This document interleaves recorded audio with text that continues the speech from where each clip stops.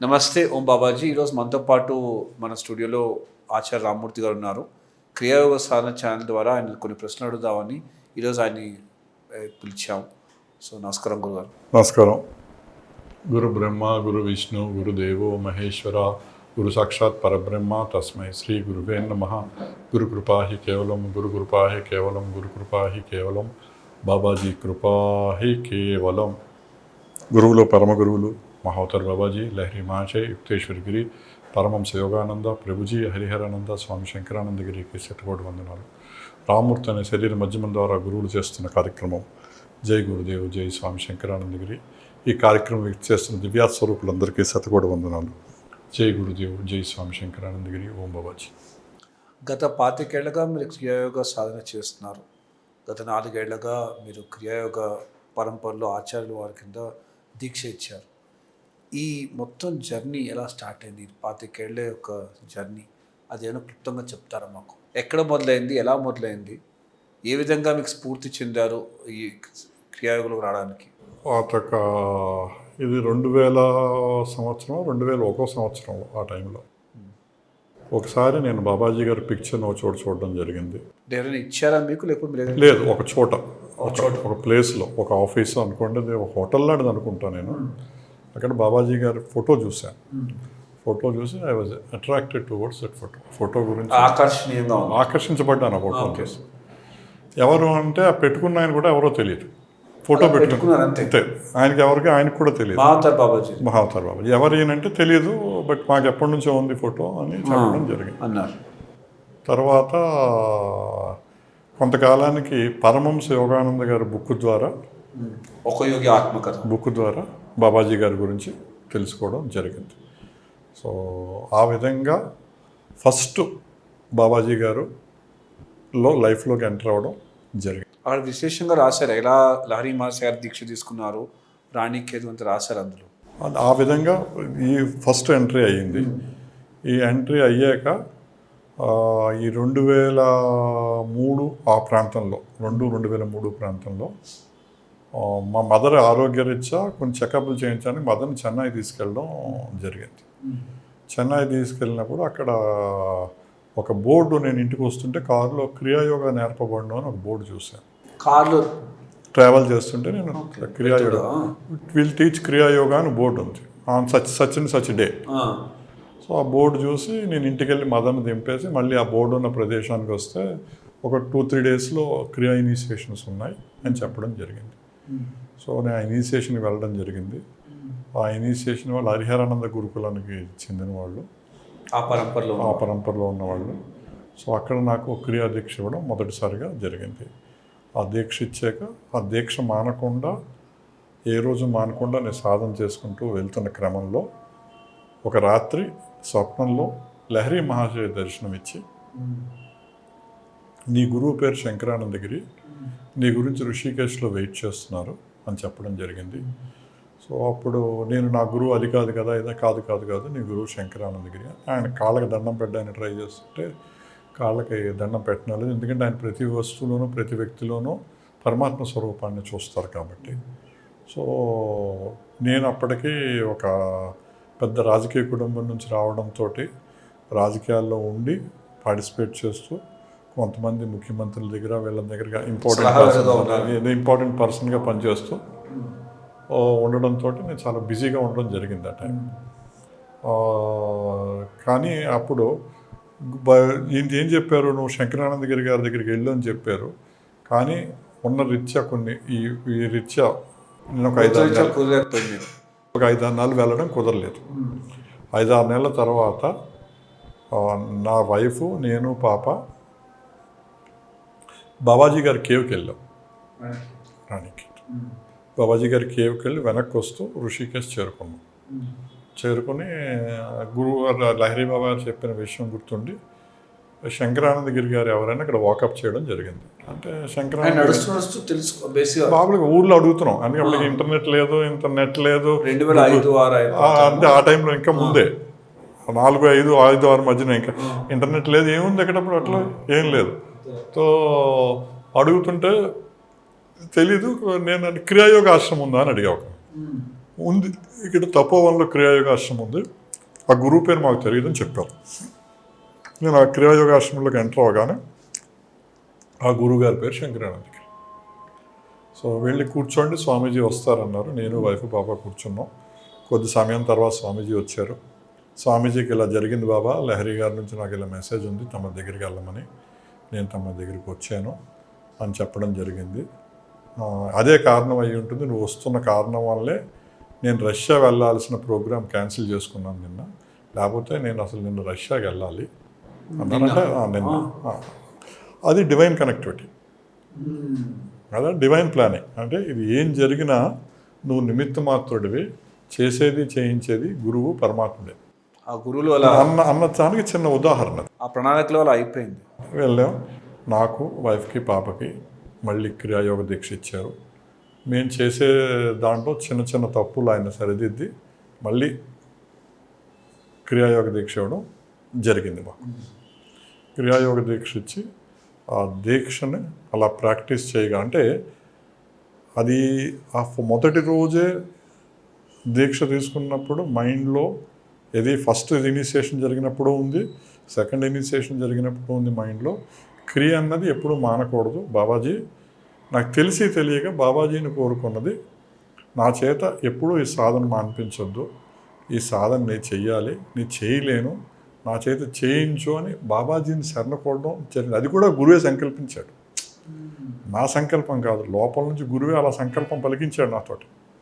ఏమని, ఈ సాధన చేయడానికి నువ్వు ఇలా అడగరా అని చెప్పి ఆయన సంకల్పంతో నేను పలకడం జరిగింది. ఆ పలకడంతో అప్పటి నుంచి ఇప్పటిదాకా ఏ రోజు ఒక్కరోజు నిత్యంగా చేసుకుంటూ వస్తున్నారు. అది నేను చేయలేదు, నా గురువు నా ద్వారా చేశాడు, చేయించాడు, సమర్పించుకున్నాడు.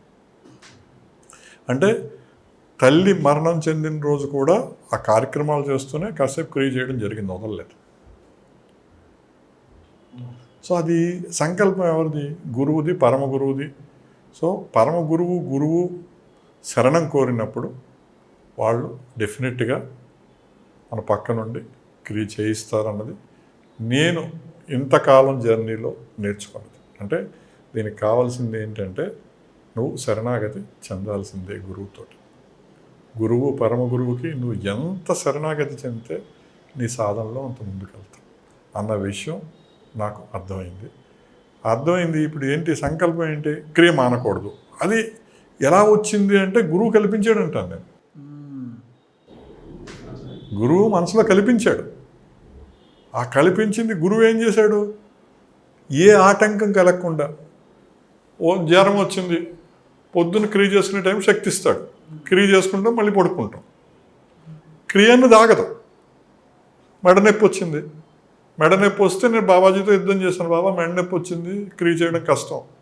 4 రోజుల్లో మెడ నొప్పి తీసేశారు. అంటే అక్కడ ఏంటి? నీ సంకల్ప బలం ఏది? నీ చేత గురువు చేయిస్తున్నాడు, నువ్వు గురువుని కోరుకుంటున్నావు, చిన్నపిల్లవాడిని పడిపోతాను, నా చేతి పట్టుకో, క్రియ చేయించు. మీ ఏకైక లక్ష్యం క్రియా చేయడం ప్రతిరోజు నిత్యంగా. అది ఏకైక లక్ష్యం. ఈ జర్నీలో ఎలా మారిపోయిందంటే, ఈ శరణాగతిలో క్రియ చేయడం ఒకటే లక్ష్యం, దాని ఫలంతో నాకు సంబంధం లేదు.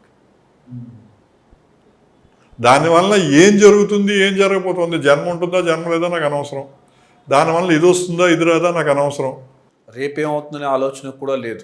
అనవసరం. అది అనవసరం. అది గురువు ఇష్టం. రేపు అన్నది గురువు ఇష్టం, నెక్స్ట్ బ్రెత్ అన్నది గురువు ఇష్టం. నువ్వు బ్రెత్ తీసుకున్నావు, బ్రెత్ గురువు ఆపేస్తే నీ ఇష్టం, పరమాత్మ నువ్వే ఇచ్చావు. ఇప్పుడు మీరు గత 25 ఏళ్ళుగా సాధన చేస్తూ ఈ స్థాయికి వచ్చారు. మాలాంటి వాళ్ళు 1 ఏడాది, 2 ఏళ్ళు, 6 నెలలు, 2 నెలలు మొన్నే సాధన దీక్ష పొందిన వాళ్ళకి ఈ విధమైన సంకల్పం ఎలా కలగదు? అంత సులువైన విషయం కాదు. అంటే ఒకటి, మనకి పైనుంచి దైవానుగ్రహం ఒకటి ఉండాలి. దైవానుగ్రహంతో పాటు మనకితో శరణాగతి ఉండాలి. దైవానుగ్రహంతో పాటు, దైవానుగ్రహం మీ అందరికీ ఉందని ఎలా చెప్తాను? క్రియలోకి ప్రవేశించారు. క్రియలోకి ప్రవేశించాలంటేనే దైవానుగ్రహం ఉండాలి. ఇది బ్రహ్మ విద్య, పరమాత్ముడికి అతి దగ్గరగా సాధే విద్య, పరమాత్ముడికి అతి దగ్గరగా చేసుకునే సేవ. ఈ ఆయనకి దగ్గరగా సేవ చేసుకోవాలంటే ఆయన అనుగ్రహం లేకుండా ఆయన దగ్గరగా సేవ చేసుకోగలరా? సో ఆయన మీకు అనుగ్రహించాడు, కరుణించాడు, మీరు సేవలోకి వచ్చారు. కానీ అక్కడ మాయను కూడా పెట్టాడు ఆయన. ఏం పెట్టాడు? మాయ. రే నీకు బోల్డ్ క్రియ ఏముందిరా, ఇలా ఇక్కడ ఎంజాయ్ చేయి, ఇదిరా ఇది ఎంజాయ్ చేయి, ఇదిరా ఇది ఎంజాయ్ చేయి, అదే ఉందిరా డబ్బు సంపాదించు, ఇదే ఉందిరా అది చేయరా, రెండు అవి పక్కన. కూడా తిరస్కరించలేం కదా గురుగారు, ఎందుకంటే అవి కూడా ఒక మనిషికి జన్మించిన తర్వాత పుడతాము, అన్ని కాదు, అనేది ఏంటంటే ఏం చేస్తామంటే అన్నీ ఉన్నాయి, అన్నీ ఉన్నా నీతో వచ్చేది ప్రాణం, వెళ్ళేది ప్రాణం, నీతో వచ్చేది బ్రెత్, నీతో వెళ్ళేది బ్రెత్ ఎవరో కాదు. సో అన్నితో ఉంటూనే అన్నింటి సమపాలు చూస్తేనే కొంచెం ఎక్కువ పాలు నీ బ్రెత్కి, నీ ప్రాణానికి, నీ పరమాత్ముడికి, నీ శరణాగతికి టైం ఇయ్యి. ప్రతిరోజు ఒక సమయం కేటాయించుకోవాలి. నువ్వు శరణాగతితోటి చిన్నపిల్లవాడిని, నేను పడిపోతాను, నా చేత క్రియ చేయించు, క్రియ తప్ప ఏది ఇంపార్టెంట్ కాదు. నేను రెస్పాన్సిబిలిటీ మానేమని చెప్పట్లేదు, పెళ్ళం బిడ్డలను చూడొద్దని చెప్పట్లేదు, నీ సొసైటీలో నేను వదిలేయమని చెప్పట్లేదు. అవన్నీ చేస్తుండగా నీ అంతటా నీ టైము, నీ బ్రతే, వేరే టైం లేదు నీకు. నీతో వచ్చేది వెళ్ళేది అదే. నీ ఆస్తి రాదు, నీ పెళ్ళం రారు, నీ బిడ్డలు రారు, నీతో నీ చుట్టాలు రారు, నీ బంధువులు రారు, ఎవరో నీతో రారు. గురువు ఏం చెప్తాడు? నువ్వు చిరంజీవి అంటాడు, నువ్వు అమృతస్సు పుత్రుడివి అంటాడు, నువ్వు డెత్ లేని వాడివి అంటాడు. ఎలా? నువ్వు మరణం లేని బాలుడివి అంటాడు. ఎలా జరుగుతుంది రాదంటే నీ శ్వాస క్రింద జన్మలో ఉంది, ఈ జన్మలో ఉంది, వచ్చే జన్మలో ఉంది, దానికి ఎటువంటి మరణం లేదు. అందుకే నిన్ను గురువులు పెద్దలు ఎప్పుడూ నిన్ను జీవించినప్పుడు నిన్ను చిరంజీవి అని ఆశీర్వదనం చేస్తారు. అంటే మానవ శరీరం పుట్టింది శ్వాస తీసుకోవడం కోసం, చేయడం కోసమేనా? మరి మీరు శ్వాస తీసుకోకపోతే అసలు జన్మలోనే లేరు కదా. అంటే అసలు శ్వాస తీసుకోకపోతే అలాగే, శ్వాస తీసుకోకపోతే జన్మలో లేరు కదా. అవును, అవును. అంటే మీరు పుట్టింది దేనికి? శ్వాస కోసమే. శ్వాసతోటి, శ్వాస కోసం శ్వాసతోటే పుట్టారు. శ్వాస లేనప్పుడు ఈ శరీరం లేదు. శ్వాసతోటి పుట్టి శ్వాసలో ఉండడమే మానవ జీవితం యొక్క ఏకైక లక్ష్యం. ఆ శ్వాసలో కూడా ఎలా ఉండాలి? అధోముఖంగా మీరు శ్వాసలో ఉంటున్నారు. ఈ ఊర్ధ్వముఖ ప్రయాణం తెలియజేసేదే క్రియాయోగం. మామూలు జనరల్లో అందరం శ్వాస తీసుకుంటున్నాం, మనలో పరమాత్మ శ్వాస చేస్తున్నాడు. 21,600 సార్లు ఉచ్ఛ్వాస నిశ్వాసాలు జరుగుతుంది. నిమిషానికి 14 నుంచి 16 సార్లు ఉచ్ఛ్వాస నిశ్వాసాలు చేస్తున్నాం. మనలో ఉన్న పరమాత్మ చేస్తున్నాడు. మనం ఏది ప్రయత్నపూర్వకంగా చేయట్లేదు, ఆయన ప్రయత్నపూర్వకంగా జరుగుతుంది కాబట్టి మనం ఉనుకుంది. ఆ ఉనుకుంది కాబట్టి మన ఇద్దరం మాట్లాడుకుంటున్నాం. కానీ ఈ ఉనికిలో ఏం జరుగుతుందంటే ప్రాణశక్తిని కోల్పోతున్నాం, అధోముఖంగా కిందకు వస్తున్నాం, జన్మరణాల్లో ఎంటర్ అవుతున్నాం. ఎందుకంటే కర్మలు చేస్తున్నాం. కర్మలు లేని స్థితికి మనం చేరుకోవాలి. కర్మ లేని స్థితికి చేరుకోవాలంటే ప్రాణకర్మ చేయాలి. ఆ ప్రాణకర్మ అంటే క్రియాకర్మ చేయాలి. క్రియాకర్మ అంటే నిష్కామకర్మ. ప్రాణకర్మ, శ్రేష్టకర్మ, క్రియాకర్మ చేయాలి మనం. అంటే క్రియా రహస్యం తెలుసుకోవాలి. క్రియ రహస్యం తెలుసుకున్న వాడే పని ఏంటి? క్రియ చేయడమా వేరే పనా? సో అంటే ఇప్పుడు మీకు 24 గంటల టైం ఉందండి. క్లాసులో మీకు ఏం చెప్పాను నేను? 1 గంట పొద్దున్న, 1 గంట సాయంత్రం. అది కూడా వీలు కానప్పుడు ఇన్ని బ్రెత్తులు చేయండి. ఆ రోజు ఏ రోజు బ్రెత్ లేకుండా ఉండను అని చెప్పారు. మిమ్మల్ని నేను ఎంత టైం అడిగాను? 24 గంటల టైం అడిగాను, 2 గంటలు అడిగారు పొద్దున. దానివల్ల ఏం జరుగుతుందని మీరు అడగచ్చు. మీ క్రియలో ఏం చెప్తారు? మీకు ఎన్ని బ్రెత్తులు చెప్తారు? 6, 6, 12 బ్రెత్తులు. 12 × 30 360. 360 బ్రెత్తులు కనుక నువ్వు చేయగలిగితే 1 సంవత్సర కాలం దాటినట్టు చెప్తాడు శంకరానంద. 1 సంవత్సర కాలం కర్మలు దాటినట్టు. అంటే ఒక శ్వాస ఒక రోజుతో ముడిపడి ఉందా? అంతే క్రియాశ్వాస ఒక రోజులో మీకు 12 శ్వాసలు చేశారు. అవునండి. 12 × 30 ఎంత? 360 రోజులు. అంటే 12 శ్వాసలు కనుక మీరు ఒక రోజు చేయగలిగితే ఒక రోజు ముడిపడి ఉంది దానికి. ఓకే, 12 × 30 ఏమైంది? 360. 12 అంటే ఒక రోజు కాదు. 12 అంటే ఒక 12 శ్వాసలు, పొద్దున 6, సాయంత్రం 6. 12 × 30 360. 360 శ్వాసలు చేయగలిగితే 1 సంవత్సర కాలాన్ని దాటినట్టు. ఓకే, సో ఈ సంవత్సర కాలం దాటుతూ అదే 1 సంవత్సరం చేశారు, 12 సంవత్సరాలు అయింది. అదేంటి? సింపుల్గా ఒక చిన్న బ్రెత్తులు మేడం. అదే నిరంతరం పొద్దున్న సాయంత్రం దాకా క్రియలు చేస్తుంటే మీరు ఆకుంటే లహరీ బాబా లాగా 16 గంటలు, 17 గంటలు, 18 గంటలు క్రియ చేస్తుంటే. సో మీరు అడిగారు, లహరీ బాబా గారు కూడా ఈ గృహస్థ జీవితంలోనే ఉన్నారు.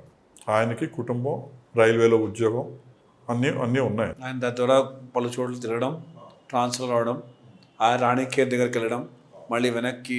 అంటే రైల్వే అంటే గవర్నమెంట్ ఉద్యోగం అండి. అప్పట్లో గవర్నమెంట్ ఉద్యోగంలో ప్రభుత్వ ఉద్యోగంలో ఉండేవారు ఆయన. ఈ ప్రభుత్వ ఉద్యోగంలో ఉన్నప్పుడు ఆయనకి ఇవన్నీ ఉన్నాయి. ఓకే, ఇవన్నీ ఉంటూ అంత సాధన ఎలా చేయగలిగారు? ఆయన ఏం చేశారు? పొద్దున్న ఉద్యోగం చేసుకునేవారు, సంసారాన్ని చూసుకునేవారు, రాత్రి అంతా క్రియ చేసేవారు. అంటే నీ టైం నువ్వు వెతుక్కోవాలి, నీ గురించి నీ టైం నువ్వు వెతుక్కోవాలి. నేను ఏది మానమని చెప్పట్లేదు. ఏమంటే మీరు గుండ్రంజన్ గారు మీరు దీక్ష తీసుకున్నారు, మీ కుటుంబ రెస్పాన్సిబిలిటీస్ వదిలేసి క్రియ ఒకటే చేయమని చెప్పానా మీకు? లేదు, చెప్పలేదు. ఎప్పుడు చెప్పలే కదా. ఆహార నియమాలు కూడా ఏమి చెప్పలేదు. ఈ ఆహార నియమాలు కూడా ఎప్పుడు చెప్పలే కదా. ఏం చెప్పాను? మీ శ్వాస చేయగానే మీ శ్వాస నియంత్రించేస్తుంది, మీరు ఏ ఆహారం తినాలి, ఏ ఆహారం తినకూడదు. నేను చెప్పాకే మీరు ఇంకా ఎక్కువ తినేస్తారు. మనసు దాని వెంటే పడుతుంది, వాడు ఏది అంటామో దాని వెంటే పడుతుంది మనసు.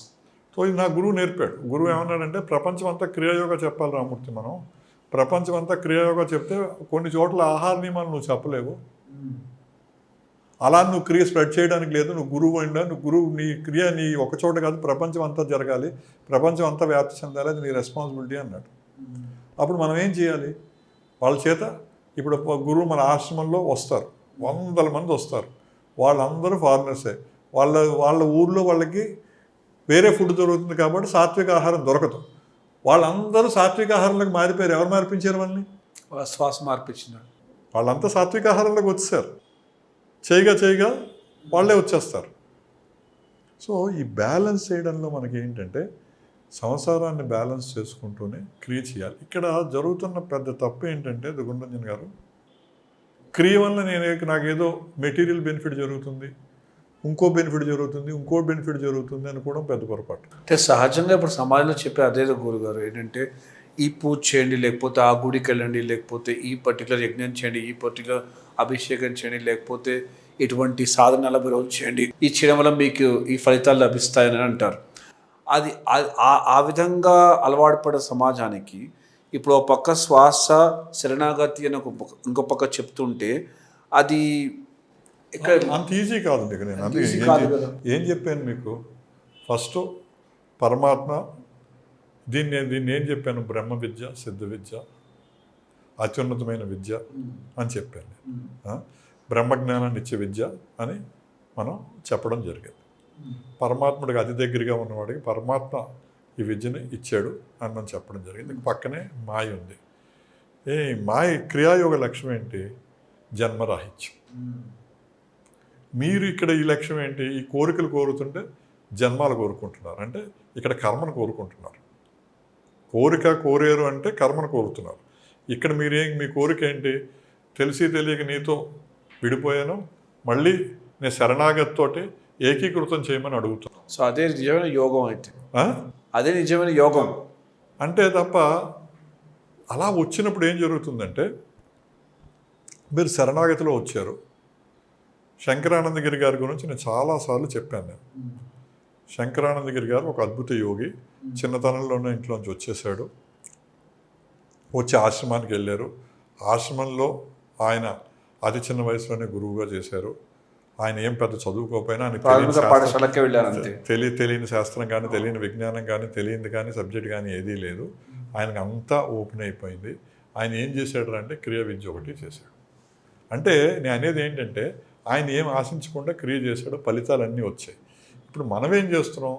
ఏం ఆశించకుండా క్రియ చేస్తే గురువు చూసుకుంటాడు. నాకు కాలు నొప్పి ఉంది, నేను క్రియలోకి వస్తాను, చేయి నొప్పి ఉంది, క్రియలోకి వస్తాను, పంటి నొప్పి ఉంది, క్రియలోకి వస్తాను, లేదు నాకు ఏదో సమస్య ఉంది, క్రియలోకి వస్తాను కదా. నా లక్ష్యం ఏంటి? శరణాగతితో నీకు సేవ చేసుకుంటాను, మంచి చెడు రెండు నీకు అర్పించుకుంటాను, ఏదైనా నువ్వే అన్న భావంతో చేసినప్పుడు గురువు మీ వెంటుండి మిమ్మల్ని చూసుకుంటూ ఉంటాడు. అంటే అక్కడ ఏంటి? ఒక బలమైన కోరికతో క్రియలోకి రావద్దు. మీరు ఆధ్యాత్మికంగా ముందుకు చెక్కడానికి, పరమాత్ముడికి దగ్గర అవ్వడానికి. అంటే ఈ ప్రారంభ కర్మకి ఏముందో అది ఎంతుందో మనకు తెలియదు, ఎంతో కొంత అది మొత్తం జన్మ లేకుండా. మీకు జన్మ లేకుండా అంటే కర్మలన్నీ నశించాల్సింది కదా, అన్ని రకాల కర్మలు నశించాల్సింది కదా. దాంట్లో ఈ కర్మ ఆ కర్మ అని పేరు పెట్టడానికి లేదు, అన్ని కర్మలు నశించాలి. సో క్రియాస్వాదం చేస్తూ కూడా ఆ కర్మ బ్యాంక్లో డెబిట్ అవుతూ ఉంటుంది. ఆ ప్రారంభ కర్మని యాక్సెప్ట్ చేసుకుంటూ మన సాధనలో ఉంటూ ముందుకు వెళ్ళడమే అంతే. ఓకే. సో ఇక్కడ జరుగుతున్న దాంట్లో ఏమవుతుందంటే డిసప్పాయింట్మెంట్ ఎందుకు వస్తున్నారంటే, ఈ టీవీల్లో ప్రచారంలో వీటిల్లో ఏదో ఒకటి చెయ్యండి, మీకు ఇది జరిగిపోతుంది, అది చేస్తే ఇది జరిగిపోతుంది, ఇది చేస్తే అది జరిగిపోతుంది. Short cut. ఇది షార్ట్ కట్ కాదు. నీ శ్వాస విద్య నేర్చుకున్న దారినప్పుడు నీ ఆఖరి బ్రతి దాకా నువ్వు శ్వాస చేయాల్సిందే. నేనేదో వారం రోజులు చేసి మానేస్తాను, ఒక 30 రోజులు చేసి మానేస్తాను, ఒక 60 రోజులు చేసి మానేస్తాను అంటే కదిరేది కాదు.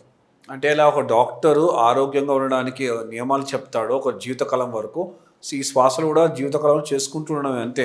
మీ శ్వాసే మీ ఉనికి, ఆ ఉనికిలో ఉండడమే క్రియ. మీ అంతట మీరు ప్రయత్నపూర్వకంగా ఎరుకుతో మీలో మీరు ఉండడమే మీ శ్వాస ద్వారా. సో అప్పుడు మీ గమ్యం ఈజీ అవుతుంది. కానీ గురువుల దగ్గర నేను నేర్చుకున్నది, నాకు గురువులు నేర్పింది, నా గమ్యం లేదు, నాకు తెలియదు. సో ఇందువల్లనేమో ఇక్కడ వినండి, గమ్యం లేదని ఎందుకు చెప్తున్నానంటే, నేను ఫలితం గురించి ఆలోచించి క్రియ చేయను. ఈ శరీరం ద్వారా క్రియ జరగాలని రిక్వెస్ట్ చేస్తాను గురువుని, అంతే. ఆ ఫలితం మంచా చెడా, నాకు ఆరోగ్యంలో ఉండొచ్చు, అనారోగ్యం రావచ్చు, అదేమీ ఇంపార్టెంట్ కాదు. ఈ బాడీ ఉంది, ఈ బాడీ ఆయనది, ఆయన ఇచ్చాడు, ఈ శ్వాస ఆయన ఇచ్చాడు, ఈ శ్వాసలో ఆయన సేవ చేయాలి, సేవ చేస్తున్నాం. సేవ చేసే అద్భుతమైన ఇది ఇచ్చాడు, శక్తిని ఇచ్చాడు, చేయించుకుంటున్నాడు. ఎందుకంటే అదృష్టం ఏముంది, ఆ ఫలితం నాకెందుకు, ఆయనదే. మరో జన్మ ఉందా, జన్మ లేదా, కష్టమైన జన్మ ఉందా, సులువైన జన్మ ఉందా, ఇవి కూడా అనవసరం. మీ గురువుకి వదిలేయండి. వదిలేస్తే ఇప్పుడు నేను గురువుకి వదిలేసాను కాబట్టే ఏ రోజు ఆకుండా క్రియ జరిగింది. కష్టాలు రాకమానవు, ప్రాబ్లమ్స్ రాకమానవు, శారీరకంగా అవ్వచ్చు, మానసికంగా అవ్వచ్చు, ఏదైనా వస్తాయి. మీరు గురువు శరణాగతి చేసి క్రియ నాకు ఇంపార్టెంట్ అంటే దాన్ని తట్టుకుని ఈజీగా దాటికి వెళ్ళిపోతారు. అంతే తప్ప నాకు కష్టం వచ్చిందని క్రియలోకి రావద్దు. అంటే ఇందువల్లేమో క్రియలోకి అంటే మీరేంటి, కష్టాన్ని భరించే శక్తి, సుఖాన్ని భరించే శక్తి, సమంగా భరించే శక్తి కావాలనుకుంటే క్రియలోకి రండి. అంతే తప్ప నా కష్టాలు తీరిపోతాయి, నా ప్రాబ్లమ్స్ తీరిపోతాయి, క్రియలోకి వస్తే నాకు ఏదో జరిగిపోతుందని మటుకు రావద్దు. క్రియ అన్నది పరమాత్ముడికి అతి దగ్గరగా సేవ చేసుకునే అవకాశం. ఓకే, ఆధ్యాత్మిక చింతనతో పరమాత్ముడి దగ్గర అవ్వాలనుకున్నప్పుడు రండి. మీరు సాధన శరణాగతితో సాధన చేయండి, ఫలితం పరమాత్ముడికి వదిలేయండి, మీరు హ్యాపీగా ఉండండి. ఫలితం వెంపు ప్రయాణం చేయొద్దు. ఏదైనా ఫలితం వెంపు ప్రయాణం వద్దు. ఎందుకంటే ఆయన మనకు సేవ చేసుకునే అవకాశాన్ని కల్పించాడు, అంతకంటే మనకి ఏం కావాలి. ఆయన ఏదో చేస్తున్నాడంటే మన కర్మ తొలగిస్తున్నాడు. రామమూర్తికి ఆరోగ్య సమస్య వచ్చిందంటే ఏదో కర్మ తొలగిస్తున్నాడు. రాకూడదని ఉందా? లహరి గారికి రాలేదా? రమణ మహర్షికి రాలేదా? ఉండే వచ్చాను. ఎవరికి రాలేదు? యోగానంద్ గారికి ఎన్నో ఆరోగ్య సమస్యలు వచ్చాయి, యుక్తేశ్వర్ గారికి వచ్చాయి, ఎవరికి రాలేదు? సో ఇవేమి వాళ్ళు ఎందుకు ఏది లెక్క చేయలేదు? వాళ్ళ లక్ష్యం వేరు, లక్ష్యం వేరు. నేను చేసినంత మాత్రం వస్తాయి రావడం, మనకని నా లక్ష్యం వచ్చింది. నా లక్ష్యం ఏంటి? క్రియ చేయడమే లక్ష్యమే శరీరం. ఆఖరి క్షణం దాకా నా చేత క్రియ చేయించు, గురువు చేయిస్తాడు. అలా కాదు, నాకు ఆరోగ్యం కావాలంటే నువ్వు పడరా అంటాడు, నా డబ్బు కావాలంటే పడరా అంటాడు. నాకు తెలీదు, ఈ డబ్బు నువ్వు ఇస్తున్నావు, నువ్వు ఖర్చు పెట్టుకుంటున్నావు, ఇవ్వాల్సిన బాధ్యత ఆయనది, నీది కాదు కదా. నేను సంపాదించాలి, నీ ఇల్లు కొనుక్కోవాలి, నీది బాధ్యత. నా ఇల్లు కొంటావు, కొన్ని బాధ, నీ ఇల్లు వాడుకుంటాను, ఈ వస్తువు నీది, నేను వాడుకుంటాను. ఏదైనా మీరు ఒకటి గుర్తెట్టుకోండి గుండ్రంజన్ గారు, నాకు తెలిసి తెలియక, నాకే కాదు గర్వంగా చెప్తాను, ఇలా చాలా గర్వంగా, నా కుటుంబ సభ్యులకు కూడా బాబాజీ గారు మీద ఏమి ఇచ్చినా, మా వైఫ్ కానీ పాప కానీ ఏమి ఇచ్చినా బాబాజీ గారు ఇచ్చేది మేము వాడుకుంటున్నామని వాడుకుంటారు తప్ప మాది అని వాడుకో. అది బాబాజీ కృప, నాకు బాబాజీ కల్పించిన అదృష్టం. ఏదీ నాది లేదు, ఏదీ నాది కాదు. బాబాజీ పరమ గురువులు ఏమి ఇచ్చారో వాళ్ళు ఇచ్చింది వాడుకునే మాత్రమే. ఇక్కడ మీకు బాధ ఏముంది? బాధ ఎక్కడొచ్చింది? నాకు కావాలి అనుకున్నప్పుడు బాధ వచ్చింది. నాకు కారు కావాలి, బాధ. బాబాజీ నువ్వు ఇస్తే వాడుకుంటా, లేకపోతే లేదు. అంటే కోరిక లింక్ అయి ఉంది. ఆ కోరిక ఆయనకు వదిలేయండి అంటారు. ఆయనకు తెలీదా? కష్టం రాకమాందం, నీ కష్టాల గురించే క్రియలోకి వస్తే రావద్దని చెప్తాను. నీ క్రియ సాధన చేయడానికి వస్తాను, పరమాత్మానికి దగ్గర అవుతానంటే ఆయన చూసుకుంటాడని చెప్తున్నాను. కోరికలతో ముడిపెట్టి క్రియలోకి వద్దు. తీరుతాయి, తీరుతాయని మడుగు రావద్దు. ఆ లక్ష్యంతో రావద్దు. శరణాగతిని లక్ష్యంతో రండి, సంపూర్ణ శరణాగతితో రండి. అంటే కొంతమంది క్రియా సాధనలోకి వచ్చే వాళ్ళకి చాలా ఆర్థికంగా చాలా ఉంటాయి, లేకపోతే ఆరోగ్య సమస్యలు చాలా చాలా ఎక్కువగా ఉంటాయి. వాళ్ళు ఏదో దీన్ని చేయడం వల్ల, లేకపోతే వాళ్ళ కుటుంబ సభ్యులు చేయడం వల్ల ఆ మనిషికో ఆ వ్యక్తికో అది కొంచెం. మీరు చూస్తున్నారు గ్రూప్లో, మీరు కూడా గ్రూప్ సభ్యులు, ఎంతోమంది జీవితాల్లో ఎన్నో మార్పులు వచ్చాయి. మనం ఏ రోజైనా దాని గురించి ఎరడేట్ చేసి చెప్పడం జరిగిందా? అంటే దానికి గురువు ఇంపార్టెన్స్ ఇవ్వద్దు అన్నాడు. ఇప్పుడు మనమే చూడలేదు, గ్రూప్లో ఓ మిరాకిల్స్ చూశారు, అందరూ డబ్బులు కొట్టుకుంటారు, మన గ్రూప్లో మనం పెట్టం, మాట్లాడం, మనకి దాంతో పని లేదు. చాలామంది జీవితాల్లో చాలా మార్పులు చూశారు వాళ్ళు. వాళ్ళకి నేను చెప్పింది ఏంటి, క్రియ చేసుకుంటూ వెళ్ళండి అమ్మా. కొంతమంది ఇంకా కష్టాలు అనిపిస్తున్నారు, ఆరోగ్య కష్టాలు అనిపిస్తున్నారు. అమ్మ పర్వాలేదు తల్లి, క్రియ చేసుకొని కర్మలు దగ్ధం అవుతున్నాయని చెప్తున్నాం తప్ప మనం ఏం చెప్పట్లేదు ఎవరికి. ఎన్నో నిదర్శనలు గ్రూపులో మీ క్లాస్లో అమ్మ చెప్తూ ఉంటారు, ఏమంటే ఈ మిరాకిల్ జరిగింది, ఆ మిరాకిల్, అమ్మ పట్టించుకోవద్దు. అది ఎప్పుడైనా చెప్పాను. అనుభవాలు అవన్నీ ఎక్కువ మీరు ఎంకరేజ్ చేయరు, మాట్లాడద్దు, అవన్నీ వస్తూ వెళ్తుంటాయి అంతే. అవన్నీ వస్తాయి. నాకు చాలా అద్భుతంగా జరిగింది, బాబాజీకి దండం పెట్టుకో తల్లి, బాబాజీ నీకు అద్భుతం చేశాడు అనుకో, ముందుకెళ్ళిపో. కష్టం వచ్చింది, బాబాజీని ఇంకా ఎక్కువ కోరుకో. అది ఏమవుతుందంటే ఇలా మనం బ్యాలెన్స్ చేసుకుంటూ వెళ్ళాలి. అంతే తప్ప నాకు ఈయన కనపడిపోయారు, అది కనపడిపోయారు, ఇది కనపడిపోయారు. ఎందుకు మనకి? బాబాజీ ఏమన్నాడు? ఒకటే చెప్పారు. బాబాజీ అంటే ఒకటే చెప్పారు, సమస్త శరణాగతి. బాబాజీ ఏమన్నా లహరి బాబా అయినా పరమాత్ముడు, ఆయన ఈశ్వరుడు, అంతా ఈశ్వరేచ్ఛ అంటారు బాబాజీ. బాబాజీ గారు చెప్పింది అంతా ఈశ్వరేచ్ఛ అంటారు. అంతా ఈశ్వరేచ్ఛ. నీకేంటి? నీకు ఒక ఎన్లైటన్మెంట్ జరిగింది. ఏ enlightenment? You are the breath, you are the prana, you are the shwasa. అంటే నువ్వు దాంట్లో నిలిచిపో అని నీకు గురువు చెప్పాడు. ఆ నిలిచిపోయే శక్తి కావాలంటే గురువుని శరణ కోరాలి. గురువుని శరణ కోరినప్పుడు మాత్రమే నీలో శక్తిని వస్తుంది. నువ్వు ఫలితం ఆశించకుండా నేను శరణాగతితోటి క్రియ చేస్తాను అంటే అన్నీ ఆటోమేటిక్గా జరుగుతాయి. ఇది రహస్యం. ఇప్పుడు ఉన్న సాధకుల్లో కూడా చాలామంది ఉంటాయి, ఇంక్లూడింగ్ మీ, నన్ను కూడా చూడిస్తాను. ఓ పక్క సాధన చేయడం ఒకటి క్రియా సాధన, రెండో పక్క తల్లిదండ్రులు చెప్తారు, లేకపోతే ఇంట్లో వాళ్ళు చెప్తారు, ఈ పూజ చేయి, లేకపోతే ఆ మంత్రం చేయి, లేకపోతే ఈ అభిషేకం చేయి, లేకపోతే అది క్రియా సాధన ఒక పక్క చేస్తూ ఉండగా అవి చేస్తున్న ఈ సందిగ్ధంలో కొంతమంది సాధకులు ఉంటారు. అది గంట పట్టేస్తుంది, అది 20 నిమిషాలు పట్టేస్తుంది, 2 గంటలు పడుతుంది. ఈ సందిగ్ధాన్ని నుంచి బయటికి రావడానికి సొల్యూషన్ ఏమన్నా సింపుల్ అంటే దీనికి ఒకటి, దీన్ని విమానయానంగా చెప్పారు క్రియాయోగా. షార్టెస్ట్, అతి తక్కువ డిస్టెన్స్, అతి తక్కువలో అండి, షార్టెస్ట్ అండ్ షూరెస్ట్, తప్పకుండా పరమాత్మను చేరుకునే మార్గంగా చెప్పారు. ఓకే, ఇది ఒక్క సాధనాన్ని కూడా పరమాత్మను చేరుకునే మార్గంగా చెప్పారు. సో మిగిలిన సాధనలు ఉన్నాయి, ఏ సాధనని మనం తప్పెట్టడానికి లేదు. ఓకే, నువ్వు చూస్ చేసుకునే వాహనం ఎటువంటిదే. క్రియాయోగం అనేది ఒక విమానయానం. విమానంతో పాటు మీకు బండి ఉంది, బండితో పాటు ట్రైన్ ఉంది, ఒక బస్సు ఉంది, షిప్ ఉంది, ఆఖరికి వచ్చేసరికి మీకు విమానం ఉంది. మీరు విదేశయానం చెయ్యాలి. విదేశయానం చేయాలంటే దగ్గరగా వెళ్ళగలిగింది ఏంటి, స్పీడ్గా వెళ్ళగలిగింది ఏంటి? ఇప్పుడు విమానమే.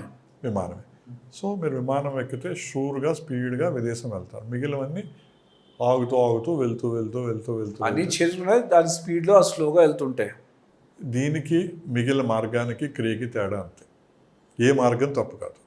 ఒకసారి మీరు ఫారెన్ వెళ్ళడానికి విమానం అన్న విషయం తెలుసుకున్నా కూడా నేను షిప్ ఎక్కుతాను, ట్రైన్ ఎక్కుతాను, బస్సు ఎక్కుతాను అంటే నేనేమన్నా ఆపడానికి? ఏది తప్పు కాదు. నీకు పరమాత్మ అనేక జన్మల పుణ్య ఫలితంగా నీకు ఒక అవకాశాన్ని ఇచ్చాడు విమానం ఎక్కడానికి. ఇప్పుడు విమానం ఎంతమంది ఎక్కగలరు ప్రపంచంలో? అతి తక్కువ మంది ఎక్కగలరు, అందరూ ఎక్కలేరు. చిన్న వాహనం అంటే ప్రపంచంలో ఉన్న వాళ్ళందరూ ఎక్కే అవకాశం ఉంటుంది. ఇప్పుడు ఆయన ఏం చేశారు, నీకు విమానం ఎక్కడానికి అవకాశం ఇచ్చినా పర్వాలేదు పరమాత్మ, నేను మళ్ళీ చిన్న వాహనం ఎక్కుతానంటే ఆయన ఏమైనా వద్దంటాడా? ఇది కూడా అంతే. సో ఈ సత్యం, ఇది విమానం అన్న సత్యం మళ్ళీ ఆయనే కల్పించాలి నీ మనసులో. నాకు ఇది విమానం అన్న దృఢ సత్యం తెలిసిపోయింది, నేను వేరే చోట పరిగెట్టకుండా తప్పని నేను ఎందుకు చెప్తాను? నేను తప్పని ఎప్పుడు చెప్పాను. ఏ సాధన తప్పులేదు, ఏ సాధన వాడి సన్మార్గాలు ఉన్నాయి, వాడి యొక్క స్పీడు అన్నీ ఉన్నాయి. మనం ఏది తప్పు కాదు. ఓకే, అన్ని సాధనలు మంచివే, కానీ ఏ సాధన కూడా శరణాగతి లేని సాధన వేస్ట్. అది కోర్ ప్రిన్సిపల్, అది మూలం, అన్నిటికీ మూలాధారం అదే. నిద్ర లేచావు, పరమాత్మ ఉన్నాడు కాబట్టి నిద్ర లేచావు, లేకపోతే నిద్ర లేవగలవా నువ్వు? అంటే నీలో శ్వాస ఉంది కాబట్టి నిద్ర లేవగలిగావు, శ్వాస లేకపోతే నిద్ర లేవలేవు కదా. సో నీకు శరణాగతి లేనిది ఏం చేయగలవు నువ్వు? సో అన్నిటికీ మూలమైన ఆయన్ని నువ్వు గుడికి వెళ్ళినా ఆయన ద్వారా జరిగిందని భావించి చేయించు, మంత్రజపం జరిగిందా ఆయన శరీరం ద్వారా జరిగింది చేయించు, ధ్యానం చేయించు ఆయన ద్వారా జరిగిందని చేయించు, క్రియ చేయి ఆయన ద్వారా క్రియ జరిగింది. ఎప్పుడైతే శరణాగతిలో చేస్తావో ఆ ఫలం డబల్ అవుతుంది. చేసేది ఏంటి, నీ లక్ష్యం ఏంటి, ఆఖరికి వీటి లక్ష్యాలు ఏంటి? తెలిసి తెలియక ఏదో జన్మ ద్వారా ఆ ఏదో ద్వారా ఆయన నుంచి వేరు కాపాడని ఆయనకు కలయాలి అంటే క్రియ స్పీడ్గా కలుగుతుంది. నేను కలుస్తానంటే ఇవి జన్మలు పడతాయి. అంటే వీటన్నిటిలోనూ నువ్వు ఉంటానంటే నేను జన్మలు కోరుకుంటున్నాను. ఇప్పుడు అన్నిటికంటే వేగమైన మార్గం అని చెప్పారు కదండి. ఇప్పుడు మా కర్మ లెట్సే ఇంత ఉంది అనుకుందాం, ఒక క్వాంటిటీ, జస్ట్ ఒక క్వాంటిటీ 100 కిలోలు ఉంది అనుకుందాం. నేను క్రియ చేస్తున్నాను, ఒక మార్గంలో చేస్తే ఆ 100 కిలోలు తరడానికి మేబీ 1000 జన్మలు అనుకోవచ్చు, ఇంకో దాంట్లో 500, ఇంకో దాంట్లో 1,00,000 జన్మలు, ఇంకో దాంట్లో 5,000 జన్మలు. క్రియ వల్ల జన్మరాహిత్యం తొందరగా అవుతుంది కాబట్టి ఈ కర్మలు కూడా చాలా తొందరగా వచ్చి బర్న్ అయిపోతాయా దానివల్ల? అంటే గురువు ఏంటంటే చెప్తాడంటే ప్రాణకర్మే శ్రేష్ఠ కర్మ, ప్రాణకర్మే నిష్కామ కర్మ, ప్రాణకర్మే క్రియాకర్మ అని చెప్తాడు.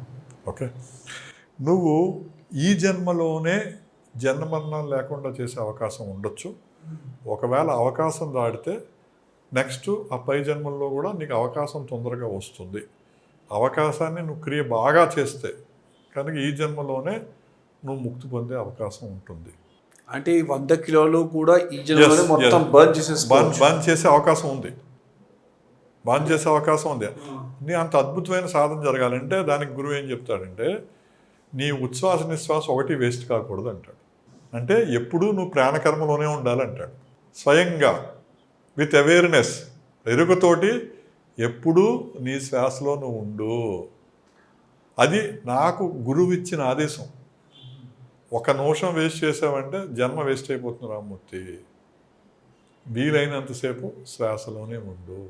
ఇప్పుడు ప్రశ్న గురుగారు, ఇప్పుడు నేను జన్మలో సాధన పెంచుకున్నాను, సాధన పెంచుకున్న కొద్దీ నాకు డిస్టర్బెన్సెస్ లేకపోతే అవకతవకలు లేకపోతే చుట్టుపక్కల విషయాలు కొంచెం సరిగ్గా లేకపోవడం, ఆందోళన పెరగడం ఇవన్నీ అవుతున్నాయి.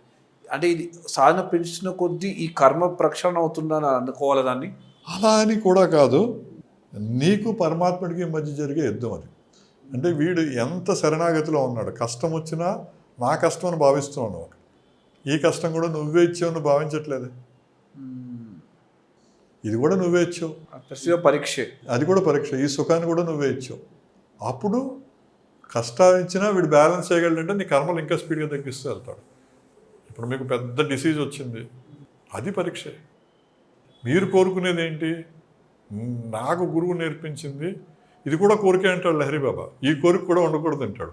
నే గురువుని కోరుకునేది ఏంటంటే ఆఖరి క్షణం దాకా నా శ్వాస ప్రశ్వాసలో నువ్వే ఉండాలి. అంటే ఎరుకతో ఎప్పుడూ నేను ప్రయత్నపూర్వకంగా నీకు శ్వాస చెయ్యాలి. ఇది ఒకటే కోరిక. పైన ఏమైనా జరగనివ్వండి, కష్టాలు రాక మానవు. రామ్మూర్తి ఉన్నాడు, క్రియ చేస్తున్నాడు, గొప్ప వీడి కష్టం రాదంటే తప్పు వచ్చి తీరుతుంది. హెల్త్ ప్రాబ్లం రాదంటే తప్పు వచ్చి తీరుతుంది. ఎవరో కూర్చొని నువ్వు క్రియ చేయని రావంటే అది వేరు విషయం. ఆరోగ్యంగా ఉంటావు, ఆరోగ్యంగా ఉన్నాయి, ఆరోగ్య సమస్య రాదు అని చెప్పడం తప్పు. మీరు ఈ నీకు ఎందుకంటే నా గురువు ఏం నేర్పాడు?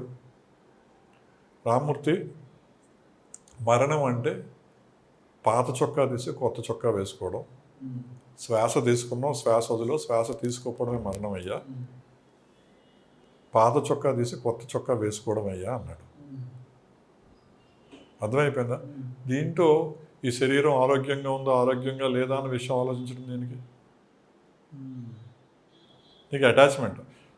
అది అనేది ఏంటి? ఆ బ్రెత్ నువ్వు వేళ ఉంచే ఉంది, రేపు తీసేసే పరమాత్మ, అది నీ ఇష్టం అంటే ఆయన చూసుకుంటారు. సో దానికి ఆరోగ్యం అనారోగ్యంతో ఎక్కడుంది? లహరిబాబా గారు ఇంకా డీప్గా ఏం చెప్తారంటే నీకు క్రియ చేయాలని కోరిక కూడా ఉండకూడదురా, ఆటోమేటిక్గా జరగాలరా అంటారు. రాసి పుస్తకంలో మెన్షన్ చేస్తారు, పురాణ పురుష పుస్తకం, అది కూడా కోరిక అంటారు. అంటే అంత డీప్గా శరణాగతి ఉండాలి. ప్రతి అనుభవంలోనూ శరణాగతి వచ్చేయాలి. వచ్చినప్పుడు ఆటోమేటిక్గా అది మీరు అడిగారు. నేను పెద్దగా డీప్గా వెళ్ళను గురురంజన్ గారు, అందరు గురువులు వెళ్ళినట్టు పెద్దగా డీప్గా వెళ్ళేది లేదు. నేను ఒక గురువుని కూడా ఏ రోజు భావించాను. నేను ఒక ఈ శరీరం ద్వారా నాలో క్రియ గురువు చేయిస్తున్నాడు, సమర్పించుకుంటున్నాడు. ఏం పలికినా గురువు పలికించుకుంటాడు, ఆయనకే సమర్పణ జరుగుతుంది. నేను ఏ రోజు ఒక గురువని, ఒక ఆచార్యని కూడా నేను ఇప్పుడు భావించాను. నేను ఒక నిమిత్త మాత్రమే శరీరం ద్వారా పని చేస్తాను. ఇదంతా ఆయనే చేయించుకుంటాడని ఆయనకి అన్నీ సమర్పించడం జరుగుతుంది. సో ఇంక ఏముంది అన్నది, రేపు అన్నది మనకి ఫలితం ఆశించకుండా ఆయనకు వదిలేయడమే సత్యం. జరుగుతాయి అలా అని చెప్పి దెబ్బలు బోల్డ్ దెబ్బలు తగులుతాయి, తినడమే. తెలుస్తుంది గురుగారు, జీవితంలో తెలుస్తుంది. ఎవరో అడుగుతారు నా క్రియ ఎక్కువ చేస్తున్నారంటే కష్టాలు పెరిగిపోతున్నాయంటే నవ్వు ఊరుకుంటాను. నా కష్టం నువ్వు అనుకుంటున్నావు, బాబాజీ ఇచ్చడానికి చెప్పండి కష్టాలు కూడా. కరెక్ట్ అండి. ఇప్పుడు గురువుల గురించి ఒక ప్రశ్న అండి. ఇప్పటిదాకా మనం అందరూ యుక్తేశ్వర గిరి గారి గురించి, మహావతార్ బాబాజీ గురించి, లహరి మహాశయ గురించి, శంకరానందగిరి గారి గురించి మనం మాట్లాడుకున్న పుస్తకాలు కూడా ఉన్నాయి. సహజంగా ఎవరు కాళికానందగిరి బాబా గురించి ఎక్కువ వినలేదు. ఆయన కూడా కాళికా బాబా అని మన గురువు గారితో పాటే కలిసి వాళ్ళిద్దరూ ఇన్సెపరబుల్ మాట. 10వ సంవత్సరం నుంచి వాళ్ళు కలిసే ఉన్నారు, కలిసే సాధన చేశారు. ఒక అడవిలో కఠోర తపస్సు చేశారు వాళ్ళిద్దరు. కఠోర తపస్సు చేసి మొన్న కొంతకాలం ఒక 6 నెలల నుంచి ఏడాది సంవత్సరం దాని కాలంలో ఆయన సెప్టెంబర్లో అయిందండి, ఆయన శరీరాన్ని వదిలేశారు. ఓకే, శరీరాన్ని వదిలేశారు. శంకరానందగిరి గారు ప్రపంచమంతా తిరిగి సాధన బోధించారు. ఆయన ఇండియాలో కొంత పార్ట్ బోధించి ఆయన ఎప్పుడూ సొంత సాధనలో ఉన్నారు.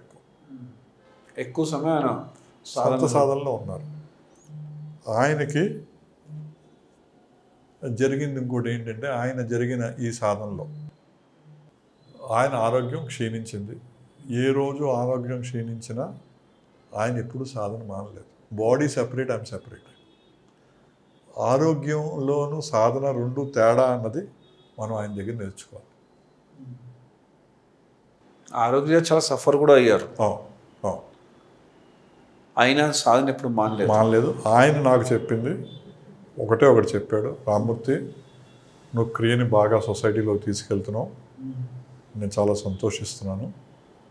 ఇంకోటి నీ పర్సనల్గా నీకు చెప్తాను, ఒక బ్రెత్ కూడా వేస్ట్ చేయొద్దు రామ్మూర్తి, ఎప్పుడు సోహం హంస సాధనలోనే ఉండు, నువ్వు ఏ రోజు ఒక బ్రెత్ వేస్ట్ చేయొద్దు, ఇది నీకు నేను చెప్పేది గురు మార్గం అని చెప్పారు. ఆయన అత్యున్నతమైన సాధకుడు. ఆయన చాలా హ్యాపీ చెందారు. ఈ క్రియలాగా ప్రచారంలోకి వెళ్తోంది అని చాలా హ్యాపీగా చేసి, నేను చెప్పాను నాకు తెలిసింది నువ్వు క్రియ బాగా చేస్తున్నావు, బాగా చేయిస్తున్నావు, బట్ నీకు నేను చెప్పేది బోధనా మార్గం ఒకటే చెప్తాను, నీకు బ్రెత్ వేస్ట్ చేయకని చెప్పాడు. నేను అందుకే మన క్లాస్లో అందరికీ బ్రెత్ గురించి అన్నిసార్లు అంత ఇంపార్టెంట్గా చెప్పడం జరుగుతుంది. అంటే గురువు మూర్ఖంగా నాకు తెలుసుకున్న విషయం అదే విషయం. ఇంకోటి గురుగారు, మన హిరణ్య గర్భ అని చెప్పి గురువుగారు సెంటర్ పెట్టారు ఇక్కడ 2006లో, దాని ఇనాగరేషన్ 2004 ఇనాగరేషన్ అయింది. దాని గురించి కొంచెం చెప్తారా? చాలామందికి దాని రిషికేశ్లో దాని గొప్పతనం తక్కువ తెలుసు. మన జన్మం హిరణ్య గర్భం నుంచే జరిగిందని చెప్తాడు గురు. ఓకే, మన బ్రెత్ హిరణ్య గర్భం నుంచే బయటకు వచ్చింది. హిరణ్య గర్భ అంటే ఏంటి, ఎక్కడ ఉంటుంది? ఆజ్ఞాచక్రం లోపల ఉన్నదాన్ని హిరణ్య గర్భం అని చెప్తాడు. సో అక్కడి నుంచే మన జనం జరిగింది, మానవ జీవితం అక్కడి నుంచే మొదలైంది. హిరణ్య గర్భ అని చెప్తాడు ఆయన. చెప్పి దాన్ని కాస్మిక్ ఆస్ట్రాలజీలో ఆ విధంగా మెడిటేషన్ హాల్ని సృష్టించాడు ఆయన. ఆ మెడిటేషన్ హాల్ పేరు హిరణ్య గర్భ. కాస్మిక్ ఆస్ట్రాలజీ బేస్ చేసి, రాసులు బేస్ చేసి 16 పిల్లర్స్ పెట్టారని చెప్తారు. రాసులు బేస్ చేసి 12 రాసులని బేస్ చేసి మెడిటేషన్ హాల్ సృష్టించింది. అంత పెద్ద మెడిటేషన్ హాల్ రిషికేశ్లో లేదు, ఎక్కడా లేదు. ఋషికేశ్లో కాదు, ఎక్కడా లేదండి అంత బ్రహ్మాండమైన మెడిటేషన్ హాల్. సో ఆ కాస్మిక్ దాంట్లో చేసిన దానికి ఆయన పేరు హిరణ్య గర్భ అని పెట్టారు. సో దాన్ని మనం మెడిటేషన్ చేయాలి అంటే హిరణ్య గర్భకి వెళ్ళి మెడిటేషన్ చేసుకోండి అని చెప్తారు శంకరానందగిరి. అదే మీకు ఆ బుక్లో మెన్షన్ చేయాలి. కాస్మిక్ అస్ట్రాలజీ పుస్తకంలో ఉందండి. అంటే ఆయన దాంట్లో మెన్షన్ కూడా చేశారు, మహావతార్ బాబాజీ యుక్తేశ్వర గిరి వచ్చి అక్కడ ఆయనకి కళల్లో వచ్చి చూపించి లొకేషన్ చూసి కట్టించారు అని. అదే ఇప్పుడు మనం ఏంటంటే ఇవన్నీ న్యాచురల్గా జరుగుతాయి. జరిగిన దాన్ని గురువు ఏం చేస్తాడంటే దాన్ని ఎగ్జాగరేట్ చేసి నువ్వు బయట చెప్పొద్దు, మాట్లాడొద్దు అంటాడు. అందుకే మన గ్రూప్లో ఏమంటే నాకు ఆ గురువు కనపడి మేము దగ్గరికి వెళ్ళమన్నాడంటే నేనేం చెప్తాను, నమస్కారం పెట్టి, నీకు ఆ గురువుకి మధ్యంది, నేను నిమిత్త మాత్రమే, ఆ గురువు పంపించాడారా నీ పాఠం చెప్పి పంపిస్తాను. అవునండి, ఎంతమంది వచ్చారో మీకు తెలుసు, నేను చెప్పక్కర్లేదు. అవునండి, వచ్చారు. ఏ రోజు కూడా దానికి ఇంపార్టెన్స్ మనం ఇవ్వలేదు. ఎంతంత పెద్ద పెద్ద ఎపిసోడ్లు జరిగా, లైవ్ ఎగ్జాంపుల్స్ జరిగిన ఎపిసోడ్లు ఇవ్వలేదు. మీ అందరికీ శరణాగతి ఏంటి అన్నది లాస్ట్ క్రియా ఇనిషియేషన్లో చూశారు మీరు. ఏ రోజు నేను క్లాస్కి వచ్చేదాకా జలుబు దగ్గుతోటి ఉన్నాను, గొంతు కూడా సరిగ్గా అరుసు, వాయిస్ లేదు, అవును, కళ్ళు మూసుకున్నా, శరణాగతితో కూర్చున్నా. ఈ పాఠం చెప్పేది, చెప్పించేది, సమర్పించుకునేది గురువేను కూర్చున్నా. ఆ రోజు పాఠం ఎలా జరిగిందో మీకు క్లాస్ ఆటోమేటిక్గా ఫ్లో వచ్చేసి 3-4 అవర్స్ ఎలా జరిగిందో చూశారు. ఆ 3-4 అవర్స్ అవ్వగానే మళ్ళీ మీరు నాకు ఆహారం తీసుకొచ్చి పెట్టారు. ఏమైంది? మళ్ళీ అన్నీ వచ్చేసాయా? అన్నీ వచ్చేసాయి. అంటే నా శరీర కర్మ నేను అనుభవించి తీరదు. ఆ పని చేసేది గురువు పని. ఈ శరీరం మధ్యలో గురువు చేస్తున్నాడు. అదేంటి? శరణాగతితో జరుగుతుంది. అంటే అక్కడ నేను ఎక్కడున్నాను? నా క్రెడిట్ ఏముంది అందులో? అలాగే రెండో రోజు, ఈ 2 రోజులు నేను చెప్పింది నేను చేసింది కాదు, స్టూడెంట్స్ చూసిందేనది. అవును, నా కర్మ నేను అనుభవించక మానంత తప్పదు. గురువు పని చేసినప్పుడు వాళ్ళు పని చేయించుకు వెళ్ళిపోతారు. అంటే నేను క్రియ నేర్పించడం సొసైటీ గురించి, అది గురువులు చెప్పిన ఆజ్ఞ పాటిస్తున్నాను. అంటే అక్కడ నన్ను వాళ్ళు ఆ ఆజ్ఞ పాటించేంతసేపు వాళ్ళ కార్యక్రమాలు చేయించుకుంటారు. అయిపోయాక నా శరీరం, నా కర్మ, నా బాధ నేను అనుభవించక తప్పదు. అంటే అక్కడ మనకు కావాల్సింది ఏంటి? శరణాగతి. శరణాగతితో కూర్చొని కళ్ళు మూసుకుని, బాబా ఈ పాఠం నువ్వే చెప్తున్నావు, నువ్వే చెప్పిస్తున్నావు, నువ్వే చెప్పించుకుంటున్నావు. ఆ రోజు బాబా ఏం చెప్తే అది, ఈ రోజు ఇంటర్వ్యూలో బాబా ఏం చెప్తే అది. అంతే అండి. ఏది అనుకుని ప్రీ ప్లాన్ చేసి చెప్పేది ఏది ఉండదు. తెలుసుకోవాల్సి మీకు ఒకటి, గురురంజన్ గారు, సింపుల్ గురురంజన్ గారు, శరణాగతితో ఉండండి. మీరు ఏం ప్రిపేర్ అవ్వక్కర్లేదు, ఏం చదవక్కర్లేదు, ఏం తెలుసుకోక్కర్లేదు. గురువే చెప్తాడు, గురువే చెప్పుకుంటాడు, వెళ్తాడు. అంటే ఆయన ఏదవ్వాలో ఆయనే చూసుకుంటాడు. ఈ రోజు ఎవరికి ప్రజలకు ఏం వెళ్ళాలో అదే చూసుకుంటారు. మనకు కావాల్సిన శరణాగతి. నిమిత్త మాత్రుని నాకేం చేత కదని కూర్చో సరిపోతుంది. ఆ స్టేట్ రావడమే కష్టం, ఎందుకంటే అంత శరణాగతితో నేను ఉండడం అనేది సహజంగా అయ్యే విషయం. ఆ శరణాగతి వల్లనే నేను రాజకీయాలు వదిలేయగలిగాను. అంత పవరు, అంత హోదా, అంతమంది అవును, అన్నీ చాలా డీప్ మాట. అది డీప్లో ఎవడో ఆ స్టేజ్లో ఎవడో వదిలి రావడం అన్నది అంత ఈజీ కాదు. ఆ మాయలోంచి బయటపడడం ఈజీ అంటే అది మాయ, పెద్ద మాయ. అది మాయ కమ్ముకునుంది. ఆ మాయ కమ్ముకునుందంటే వాళ్ళు నా చేత వేరే పని చేయించాలి, తప్పని లాగేశారు. బయటకు వచ్చాక నేను ఎంత వెనకబడ్డానన్న విషయం నాకు అర్థమైంది. ఎంత అహంకారంతో ఉన్నానో, ఎంత వెనకబడ్డానో, ఎంత శరణాగతి లేకుండా ఉన్నానో ఎప్పుడైతే అర్థమైందో మళ్ళీ ఇంక వేరే వైపు ప్రయాణం ఉండదు. మధ్యలో 3 పరీక్షలు ఉంటాయి, రోజు పరీక్షే. రామూర్తి క్రియాయోగాచార్య అయిపోయాడు, క్రియ బోధిస్తున్నాడు, రామూర్తి పరీక్ష ఉండదు, ఉంటుంది. శంకరానందగిరి గారికి పరీక్ష ఉండదంటే పరీక్ష ఉంటుంది. అందరికీ పరీక్ష ఉంటుంది. డైలీ ఎవ్రీ సెకండ్ పరీక్ష ఉంటుంది. ఎంత శరణాగతితో మనం ఆ పరీక్షను దాడతాం అన్నది ఇంపార్టెంట్. మందేంటి? గురువు చెప్పారు, గురు పరంపరని ఫాలో అవ్వాలి, గురువులో వచ్చిన మార్గంలో క్రియ నేర్పించాలి, దాంట్లో ఎటువంటి చేంజ్లు చేయకూడదు, ఎవరి దగ్గర ఏం ఆశించకుండా పని జరగాలి. దీన్ని కొంతమంది ఈ మధ్యకాలంలో చూస్తూ ఉంటాను, ఎవరో వచ్చేదో కామెంట్ పెట్టేస్తూ ఉంటారు. మేము ఫాలో అయ్యేది యుక్తేశ్వరి గారు, లహరి మహాశయ గారు ట్రెడిషన్ నుంచి వచ్చేదే ఫాలో అవుతాం. ఒక నియమం ప్రకారం 5 రకాల పళ్ళు, 5 రకాల పూలు, ఇంత దక్షిణ తీసుకురామని చెప్పడం జరుగుతుంది. వచ్చింది ఏది మేము ముట్టుకోం. దక్షిణ ఆశ్రమానికి వెళ్ళిపోతుంది. పూలు పళ్ళు తీసుకెళ్ళిపోతాం. అక్కడే పని చేయబడడం జరుగుతుంది. అక్కడ ఏ సంబంధం లేదు. ఇది ఎందుకంటే ఒక ట్రెడిషన్ వస్తుంది. ఆ ట్రెడిషన్ నుంచి లహరి గారి టైంలో కూడా ఆయన ఏం తీసుకునేవారు కాదు. 5 రూపాయలు కలెక్ట్ చేసుకునేవారు. కలెక్ట్ చేసి వాళ్ళ ఆ డబ్బులన్నీ బాబాజీ గారు వాళ్ళ గురువులు వచ్చి తీసుకెళ్ళిపోయేవారు. ఇప్పుడు కూడా మన సిస్టంలో ఏంటి? డబ్బులు వచ్చింది, ఆశ్రమానికి వెళ్ళిపోయారు. ఓకే, ఇది తెలియక చాలామంది భ్రమ. దీక్ష ఇవ్వకుండా ఫ్రీగా నేర్పేస్తున్నారు ఎవరో. మీరు ఎందుకు ఫ్రీగా నేర్పరు? వాళ్ళు దీక్ష ఎవరు? నేను టచ్ చేశారా? నేను పట్టుకున్నారా? గురుశక్తిని నీకు ఇచ్చారా? ఎందుకు? దీక్ష సహజంగా గురుముఖంగానే అవ్వాలి, వర్చువల్గా అవ్వకూడదు. ఆ యూట్యూబ్లో పెట్టకూడదు దీక్ష గురించి. యూట్యూబ్లో ఎలా పెడతారు? క్రియా సాధన గురించి మెలుకులన్నీ ఎలా చెప్తారు? మహాముద్ర ఎలా చేయండి అని ఎలా చెప్తారు? క్రియ ఎలా చేయండి అని ఎలా చెప్తారు? ఇది గురు పరంపరని వైలేట్ చేయడం కదా? మీ ధర్మాన్ని మీరు వైలేట్ చేయడం కదా? ప్రతిదానికి సీక్రెట్ ఓత్ ఉంటుందా ఉండదా? గురుముఖంగా అలా కాదు, ప్రాధాన్యత అలా కాదు. మీరు ప్రతిదానికి సీక్రెట్ ఓత్ ఉంటుందా ఉండదా? సీక్రెట్ ఓత్ లేకుండా మీరు బ్రహ్మ విద్య ఎలా నేర్పుతారు? ఒకటే పాయింట్ నేను అడిగేది. అంతే. సీక్రెట్ ఓత్ లేని విద్య ఏదైనా ఉందా? రైట్. అంతే కదా. మీకు ఏ మంత్రం ఇచ్చినా గురువు ఏం చెప్తాడు? ఈ మంత్రం నీకు ఇస్తున్నాడు, నీకు మాత్రమే చెందుతుందని చెప్తాడు. అవునండి. అది సీక్రెటేనా కదా? సీక్రెట్. సో మీరు సాధనలో గురుముఖంగానే అవుతుంది. వెళ్ళి గురు దగ్గర తీసుకోవాల్సిన అది కూడా, అది చెప్తున్నాను, అది వర్చువల్ కూడా ఇవ్వరు. అది అవదు. మరి ఇది దీనికి ఏం చెప్తారు మీరు? దానికి ప్రాధాన్యత ఏంటంటే ఎందుకు గురుముఖంగానే అవ్వాలి, అది ఎక్స్ప్లెయిన్ చేస్తారా కొంచెం విశ్లేషణ? అంటే మీకు ఏం చెప్పాను, ఒక సిస్టము ఆది అనాతన సనాతన ధర్మమైన విద్య అది. ఓకే, సూర్యుడు సత్యుగం ఆ టైం నుంచి వస్తున్న విద్య అది. ఈ విద్యలో సిస్టమ్ ఏంట్రా అంటే ఒక గురువు శిష్యు పరంపర నుంచి వస్తున్న సిస్టమ్. ఈ విద్య రాను రాను రాను రాను రాను కనుమరుగైపోయింది. మన పురాణాల్లోనూ ఇతిహాసాల్లోనూ అన్ని చోట్ల ఈ విద్య ఉంది. రాను రాను రాను దాని సిద్ధ విద్య, బ్రహ్మజ్ఞానం కింద చెప్పబడి ఉంది. రాను రాను రాను రాను రాను ఈ విద్య కనుమరుగైపోయింది. కనుమరుగైపోయాక మళ్ళీ బాబాజీ గారు లహరి మహాశయ గారి ద్వారా 1860s బయటకు వచ్చింది. మళ్ళీ బయటకు వచ్చింది. 1860లో బయటకు వచ్చి ఇక్కడైనా మీరు నాకు చెప్పండి, బాబాజీ గారు లహరి గారికి దీక్ష ఇచ్చారు. అవును. లహరి గారు ఆయన శిష్యులందరికీ ఇచ్చారు. అందులో ఒక యుక్తేశ్వరి గారు ఒక శిష్యుడు ఆయనకి ఇచ్చారు. యుక్తేశ్వరి గారు బోర్డు శిష్యులు అందులో పరమం శివకానంద ప్రభుజీ గారికి ఇచ్చారు. వాళ్ళు అలాగే హరిహరానంద గారికి ఇచ్చారు. అక్కడ నుంచి శంకరానంద గారికి ఇచ్చారు. రామమూర్తికి దీక్ష ఇచ్చారు. రామమూర్తి మిగిలిన వాళ్ళకి దీక్ష ఇచ్చాడు. ఇక్కడ దీక్ష లేకుండా, గురు పరంపర లేకుండా ఎలా జరిగింది? అలా జరగకుండా బాబాజీ గారు నాకు కనపడ్డారు, దీక్ష అక్కర్లేదు నేను ఇచ్చేయమని బాబాజీ గారు చెప్తారా? ఒకటే ప్రశ్న. అంటే అక్కడ ఏమొస్తుంది?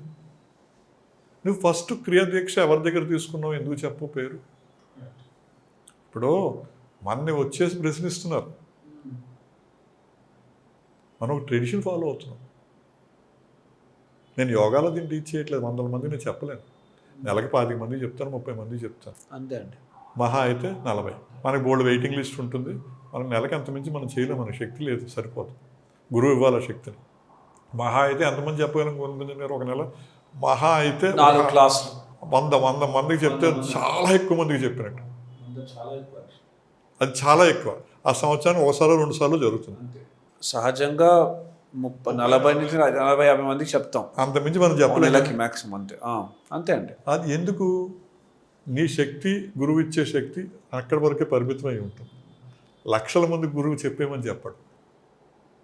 ఎందుకంటే ఇది యోగ విద్య, ఇది యోగాభ్యాసం కాదు కదా, బ్రహ్మ విద్య కదా. అందుకే అందరూ అందులో ఏం చేయండి, గురుముఖంగా విద్య నాకు వస్తుంది, ఈ విద్య నేను ఎవరికి చెప్పను, నేనే ప్రాక్టీస్ చేసుకుంటాను అని మంత్రం చదివి హోమం చేసి గురువుకి మనం చెప్పి విద్యలో ప్రవేశిస్తాం. మీరు అడిగారు ఇవేం లేకుండా విద్యనా?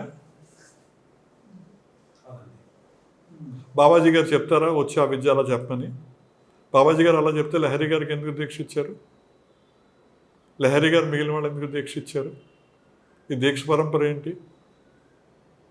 అది ఆ విధంగానే అవ్వాలని చెప్పి వాళ్ళు నిశ్చయించిన. మీరు అడగచ్చు దీనివల్ల దానివల్ల జరిగితే ఏంటంటే ఏం జరుగుతుందంటే, మీరు ప్రాణకర్మని గురు పరంపర నుంచి వచ్చినప్పుడు కరెక్ట్గా ప్రాణకర్మ చేయగలరు.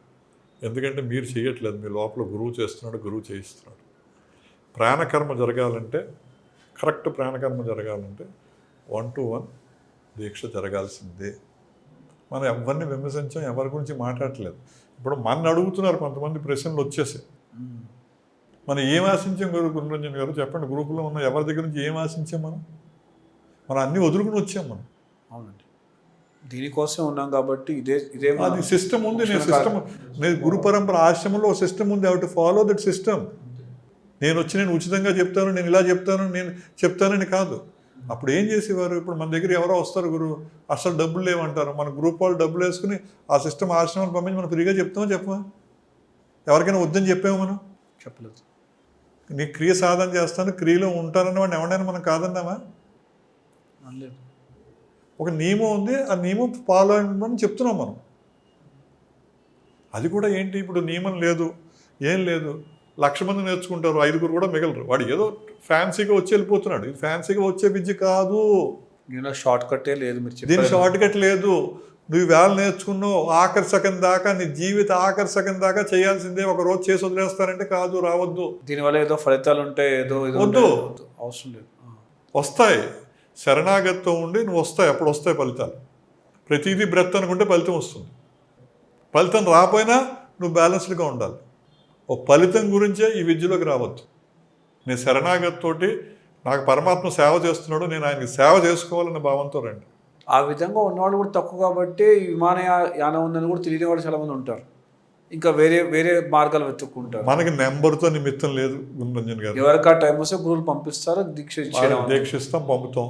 నేను కనీసం మీరు నేను చూసింది అది చూడండి, ఎంతమందికి దీక్ష ఇచ్చాను. ఏ రోజు దీక్షలు అయినా వాడి పేరు కానీ, వాడి ఊరు కానీ, హోదా కానీ ఏం తెలుసుకోకుండా మీరు జస్ట్ దీక్ష ఇచ్చేస్తారు అంతే. ఎవరినైనా అడుగుతాం, కనీసం తెలుసుకుంటామా? సాధన చేస్తే వాళ్ళు గొప్పవాళ్ళు ఎవరైతే ఉన్నారో సాధన చేయగా వీళ్ళు బాగా సాధన చేస్తున్నారని మనకి దగ్గర అవుతారు. అదే మనకి ఐడెంటిటీ. దీన్ని బట్టి మనకి ఆశించింది ఏంటి? ఒక ఐపీఎస్ ఆఫీసర్ అయితే ఏంటి, మనకి ఐఏఎస్ ఆఫీసర్ అయితే ఏంటి, మినిస్టర్, అన్నీ మనం చూసేస్తాం. మనం కొత్తగా వచ్చి మళ్ళీ చూడాల్సింది, వాళ్ళతో పరిచయం పెంచుకోవాల్సింది, వాళ్ళతో చేయాల్సింది ఏం లేదు. అవునండి. మన దగ్గరికి ఎంత పెద్దవాళ్ళు వచ్చినా ఎలా ఉంటుంది సిస్టము? అందరిలో కూర్చోవాల్సిందే, దీక్ష తీసుకోవాల్సిందే, వెళ్ళాల్సిందే. వాళ్ళు వచ్చారు, గొప్పవాడు వచ్చాడు, వీడిని కోట్లు ఆస్తుంది, వీడు సపరేట్ దీక్ష ఇస్తాం మనం. దాంట్లో ఎటువంటి మార్పు చేయలేదు. ఎటువంటి బ్యాక్గ్రౌండ్ వచ్చినా అలానే దీక్ష ఇస్తున్నారు గత 3.5 ఏళ్ళుగా. అర్థమైంది కదా? అంటే మనకేంటి, క్రియ తప్ప ఏది ప్రధానం కాదు. పేరు, కులం, గోత్రం ఏది ఇంపార్టెంట్ కాదు. మనకి మొత్తం ఏది ఇంపార్టెంట్ కాదు. మనకి స్వచ్ఛంగా ఈ శరీరం ద్వారా గురువు నేర్పిస్తున్నాడు, నేర్పించడమే మన లక్ష్యం. దాంట్లో నిలవాలా నిలవలేదా అని మళ్ళీ గురువు అతనికి సంబంధించింది. గురువు కటాక్షం కావాలి. మనం వాళ్ళని వదలకుండా ఏం చేస్తున్నాం? క్రియ నేర్పించి వదిలేస్తున్నాం. మనం అవ్వగానే 3 రోజులు క్లాసులు చెప్తున్నాం, అవ్వగానే 3 రోజులు ఆన్లైన్ క్లాస్ చెప్తున్నాం, తర్వాత ప్రతి శనివారం ఆదివారం క్లాస్ చెప్తున్నాం, క్లాసులు ఉంటాయి. ఇది కూడా కాకుండా ప్రతిరోజు 3 గైడెడ్ మెడిటేషన్ క్లాసులు, వాయిస్ గైడెడ్ మెడిటేషన్ క్లాస్, పొద్దున్న 5, సాయంత్రం 6, రాత్రి 9. ఇది కాక పౌర్ణమికి అమావాస్యకి 24 గంటల ధ్యానాలు, అఖండ ప్రాణాయామం వస్తుంది. దసరాకి 10 రోజులు అఖండ ధ్యానం. ఎప్పుడు మనం ఏ స్టూడెంట్ని వదిలేస్తున్నాం? మనం వాళ్ళే వెళ్ళిపోతున్నారు. ఈ స్టూడెంట్ అది ప్రతిసారి డబ్బులు అని ఎవరైనా అడుగుతున్నారు? ఎవరు అడగట్లేదు. మరి ఏముంది ఇక్కడ? మనం ఏది ప్రచారం చేయట్లేదు. మనకి ఎక్కువ మంది మనుషులు కూడా సంబంధం లేదు. అవునండి. ఎవరు రావాలో వస్తారు. ఎవరు రావాలంటే వాళ్ళు వస్తారు. మన సిస్టమ్, మన నియమాలు గురువు పరంపరలో చెప్తున్నాం, గురు పరంపరలో వెళ్ళిపోతున్నాం. అవునండి. మనం ఏహి ఆశ్రమంలో క్రియాయోగ ఆశ్రమం ఋషికేశ్లో ఏది చెప్పిందో అది ఇప్పుడు వచ్చేసి కొత్తగా సెల్ఫ్ స్టైల్ గురువుస్ ఇది ఫ్రీ, అది ఫ్రీ, ఇది ఫ్రీ, అది ఫ్రీ అని చెప్తున్నారు. కానీ సీక్రెట్ను ఓపెన్ చేస్తున్నారు. సీక్రెట్ను ఓపెన్ చేయడానికి లేదు. మీకు ఉపనయనం అవుతుంది, ఉపనయనం అయితే మీకు ఆ బ్రహ్మ మంత్రాన్ని ఓపెన్గా చెప్తారా, సీక్రెట్గా చెప్తారా? గుడ్డ వేసి తండ్రికి చెప్తారు, తండ్రి కొడుకు చెప్తారు, అలానే అవుతుంది. సీక్రెట్ ఉందా? అంతే. ప్రతి చోట సీక్రెట్ ఉందా? మరి ఈ క్రియ విద్యలు సీక్రెట్ లేకుండా చేస్తానంటే అది యోగ విద్య కాదు. అందుకే మీరు అడిగిన ప్రశ్నకి నేను ఏం చెప్తానంటే, గురుముఖంగా ఒకళ్ళు కూర్చుంటారు. సాధన జరగాల్సిందే, ఇనిషియేషన్ జరగాల్సిందే. ఇనిషియేషన్ జరిగేది కాదు. మనం ఒక్కళ్ళ గురించి మాట్లాడట్లేదు. మనకు అందరూ సమానమే, అందరి పాదాలకు మనం నమస్కరించి చెప్తున్నాం. బట్ మీరు ప్రశ్న అడిగారు కాబట్టి సమాధానం చెప్తున్నాను. గురుముఖంగా ఎందుకు ఉండాలి అని మీరు అడుగుతున్నారు కాబట్టి. మనకు ఒక్కళ్ళతో సంబంధం లేదు.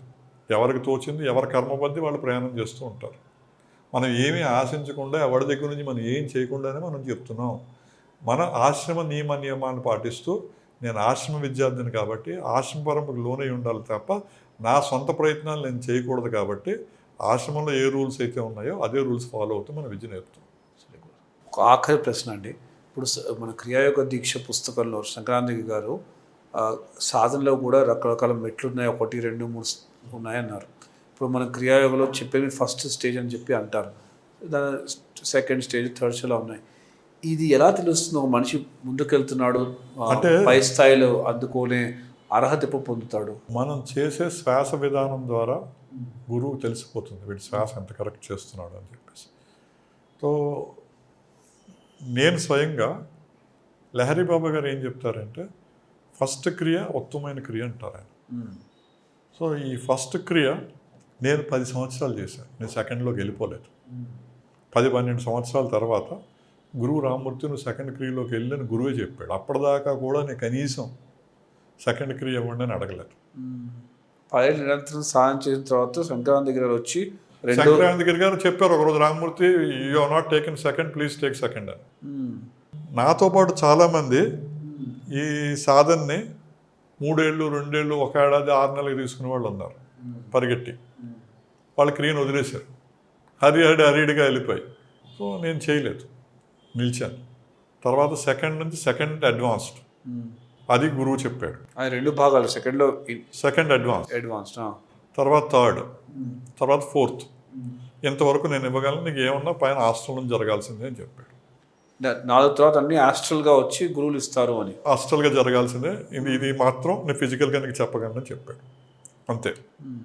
సో అది నేను మొత్తం ఈ ప్రాసెస్ 20 ఏళ్ళు పట్టింది నాకు. 1, 2, 2 అడ్వాన్స్ 3, 4కి. ఇప్పుడు ఏంటంటే ఈవేళ దీక్ష ఇచ్చేసాక 1 ఏడాది 2 ఏళ్ళు అవగానే నాకు సెకండ్ ఎప్పుడు ఇస్తారు, వీళ్ళే అడిగేస్తూ ఉంటారు.